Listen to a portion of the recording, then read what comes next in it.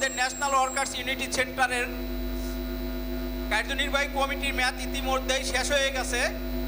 নতুন কমিটি বা নেতৃত্ব আসতে হলে নির্বাচনের মাধ্যমে আসতে হয়, এটার প্রক্রিয়াই হলো নির্বাচন। সেই জন্য আমরা আমাদের আজকে এই সম্মেলনের মাধ্যমেই নির্বাচনের তারিখ এবং নির্বাচন কমিশনার ঘোষণা করা হবে এবং এরপর থেকে যাবতীয় এই নির্বাচনী কার্যক্রম নির্বাচন কমিশনরা তাদের দায়িত্ব যথাযথভাবে পালন করবে এবং নির্বাচনের মাধ্যমে আগামীতে আবার নতুন কমিটি আসব এবং নেতৃত্বের স্থান দখল করব। গার্মেন্টস শ্রমিক সহ সকল সেক্টরের শ্রমিকদের নেতৃত্ব দিব। আমরা ন্যাশনাল ওয়ার্কার্স ইউনিটি সেন্টারের নির্বাচনের তারিখ হলো 28শে ডিসেম্বর 2024 তারিখ। 28শে ডিসেম্বর 2024 তারিখ। সবাই শুনছেন? কয় তারিখে?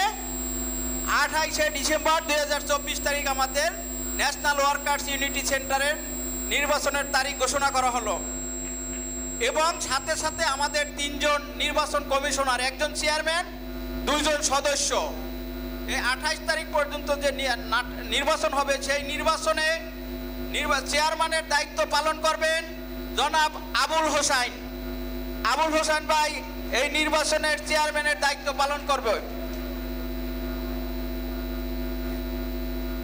এরপরে সদস্য আক্তার হোসেন, উনি এখন এখানে উপস্থিত নাই, ওনার সাথে কথা বলা হয়েছে, উনিও এই নির্বাচন কমিশনার 3 জনের একজন। 3 নাম্বার জনাব খায়রুল মামুন মিন্টু, সদস্য।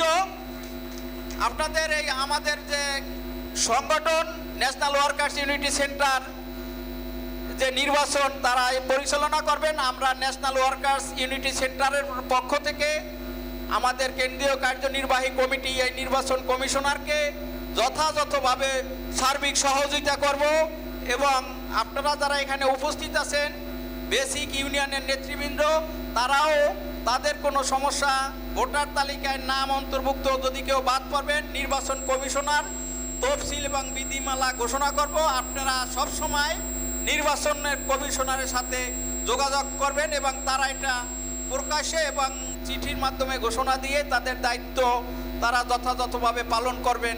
এই বলে আমি আমার কথা শেষ করছি। সবাইকে ধন্যবাদ।